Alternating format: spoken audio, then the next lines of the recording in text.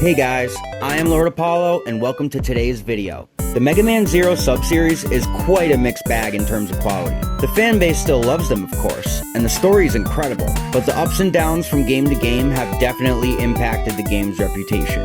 Zero 3 is by and large considered to be the golden child of the series, but today we're going to look at its predecessor, Megaman Zero 2, which happens to be my personal favorite. The general consensus about Zero 2 is that it's a significant step in the right direction after Zero 1, but doesn't quite reach the heights that Zero 3 does. Is this truly the case, or is Zero 2 the victim of comparison bias that fails to give credit where it's due based on its own merits? Come along with me while I examine Zero 2 and determine if its reputation is deserved or not, because Mega Man Zero 2 is better than you think.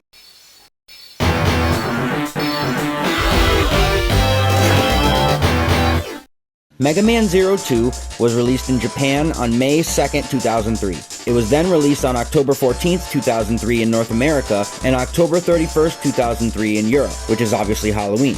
Kind of a funny coincidence that it was released on a holiday, since the last video in this series on Metroid Fusion showed that in Japan, Fusion was also released on a holiday, which was Valentine's Day. So far we got games on Halloween and Valentine's Day, throw Christmas, Thanksgiving, and Easter in there, and we got a holiday straight flush. Anyway, back on topic. The game was decently well received, with review scores averaging between 7 to 8 out of 10 for most sites and publications. It was generally noted to be a technical and mechanical improvement over the first game, but was still criticized for its high level of difficulty. Even so, there are still many aspects of this game that the community loves, and I want to take a look at a few. To start off, I want to do a short comparison of sorts to point out the ways that Zero 2 improved on what Zero 1 established. The entire Mega Man Zero series controls are based on the controls established by Mega Man X way back in the day. The developers Inti Creates refined them to be buttery smooth and surgically accurate. These controls are maintained in all subsequent games that follow. Zero 2 improves on the controls by replacing the Scrooge McDuck spear with Samus's grapple beam, called the Chain Rod. Using it to push and pull both objects and yourself, as well as in combat, introduces a great deal of depth to traversal and combat that the previous game lacked. Some other small changes that made a huge difference in Zero 2 were the stage select returning to the boss portrait configuration, the nerf to the E-crystal requirements for cyber elves, and having 2 of the 4 sub-tanks be found in the stages. Also, the fact that the persistent letter rank you get at the end of stages has multiple effects on the game. I'm not going to discuss all of these things in depth, I just wanted to establish them factually as being a giant step up from the last entry. Now that all that's on the table, I really just want to take a minute and go over the parts of this game in particular that I really like. Yes, you heard me. It's glazing time. Okay, the story. Oh my god, the story. We start off seeing a robot with a ragged cloak draped over himself. Where have I seen that before? Base.exe, I'm looking at you. Which I'm sure we can all agree is basically the most badass style ever. Then, when the enemies roll up, he throws the cloak off to Aura Farm and starts packing them up. Then he passes out at the end of the level and Harpuya shows up to help, setting up his heel turn in Zero 3. When we see Zero back at the base all fixed up, we get to meet El Pizzo, who is dripped the f*** out. This design is killer. He looks like a gender-bent version of CL if she was a warrior instead of a scientist. When El Pizzo and Zero meet, my man El Pizzo treats Zero with respect, and Zero refuses the handshake. What is going on with you, Zero? I cannot believe you hit homeboy with the down low too slow like that. This disrespect is unreal. I'm sorry, Zero, but after that, I can't even blame him for what he does later. Okay, anyway, after all that, we do some levels, blah, blah, blah. And after the first 4, there's a mid-level, where my boy El Pizzo leads the troops into battle with Neo Arcadia and gets his cheeks clapped mercilessly.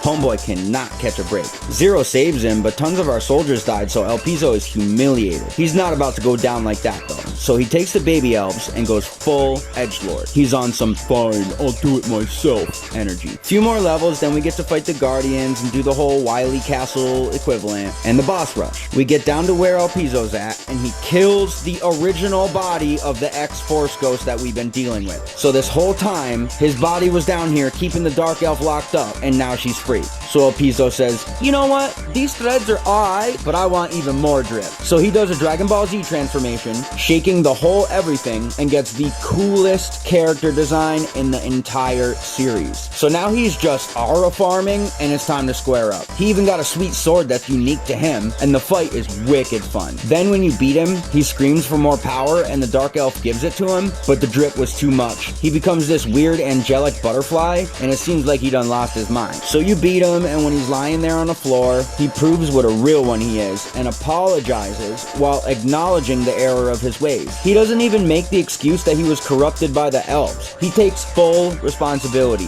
What an absolute legend. Apparently the Dark Elf thinks so too, because she saves him by turning into a cyber elf before he dies. It could also have been her way of thanking him for freeing her. Probably both, to be honest. After that, Zero heads back to the base, and that's a wrap. Roll credits. Such a good story. El Piso had this whole emotional journey throughout the story. He grew, he made mistakes, he fell into darkness, but ultimately he redeemed himself. I honestly like him better than Zero in this game. Zero refusing the handshake in the beginning just instantly made me dislike him, when normally in every other game he's in, he's my favorite by a wide margin. That's just such an unlikable thing to do, and El Piso had done nothing to deserve it at that point. He also happened to be right about Neo Arcadia not ending the war if they gave up the CL system, which is proven later in Zero 3. So Zero really was a here and actually hurt the Resistance's cause. If he had welcomed El Piso and treated him with the same respect that he was given, they could have worked together and accomplished far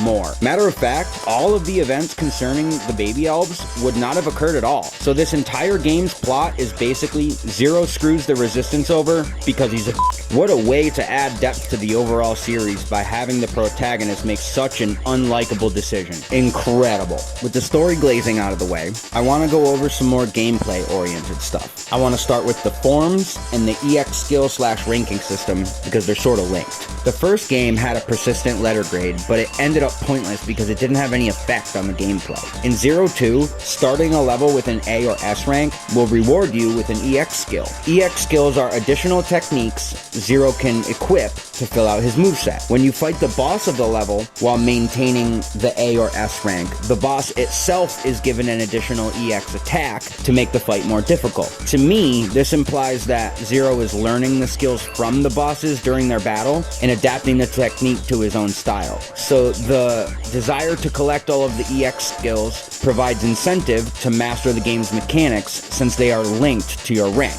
Now we need to discuss the forms. Each form grants Zero different buffs and nerfs to his stats, and some even grant special moveset alterations. They are unlocked by meeting certain conditions while playing the level, such as do 20 dash slashes or deflect 30 bullets with a shield boomerang. Some of these prerequisites can only be achieved in certain stages by virtue of the nature of the level design and gimmicks in specific levels. So if you intend to unlock them all, you must meticulously plan which form you will unlock on which level. When you combine the EX skills, ranking system, and forms, if you intend to unlock everything in a single playthrough, you are going to have to plan your run to an extreme level and get real close to our old friend of the channel, perfect execution. The intrinsic reward of doing such a Herculean task is a lot by itself, but the fact that the game itself rewards you with more and more upgrades as you hold yourself to a higher and higher standard of play is simply incredible. This game looks you in the eye and says, "Wow man, that A rank was incredible. I'm so proud of you. Take this new attack as your reward. Wait, on top of that, you landed 20 dash slashes too? That's wonderful. Take this additional form for your trouble. You earned it." It's almost like the game is being extra nice to the player to make up for how much of a dick Zero was in the story. Quick side note, I do want to point out that Zero 3 and 4 also have EX skills as well as their own gimmicks and unique mechanics, but Zero 2 did it first, so it deserves the most credit. Also, without the forms creating additional self-imposed challenges on top of the rankings, some of the incentive to hold yourself to the highest standard is lost, and Zero 3 and Zero 4 did not include such an incentive. Something else I wanted to bring up was a few of the unique level gimmicks and mission objectives. There's a mission where you must guard CL for 90 seconds from enemies while she defuses a bomb. Even though I stuck to the saber and chain for most of the game, this mission put me in a situation where I switched to the shield boomerang and experimented with the erase form for the first time, and it genuinely made the mission easier. I'm beating a dead horse at this point, but oh my god, look at that. Another reward for making sure a certain ability was unlocked in time for this mission. I held myself to a higher standard and the game rewarded me for it. If that's not good game design, then I don't know what is. Anyway, back to mission objectives and level design stuff. Destroying the generators in the ice physics level was a solid early game alternate objective. The crystals that light up when you shoot them to see the platforms that you need to progress is another really creative use of level design to challenge the player in a fair way. All of these little quirks may seem inconsequential at first glance, but when you take a step back and look at the totality of the experience, you end up with something truly special. Before I wrap up, I wanted to touch on a couple things that I would never forgive myself if I didn't mention. The music and the bosses. I'm going to start with the bosses because I have so much more to say about the music. These bosses were designed magnificently. I mean, let's be real, Mega Man X style bosses are always really good, but these ones in particular. From Phoenix Magnian with his cool memory attack to Dark Elf Elpizo with his classy rapier against Zero's saber, there is not a single boss in this game that doesn't cook.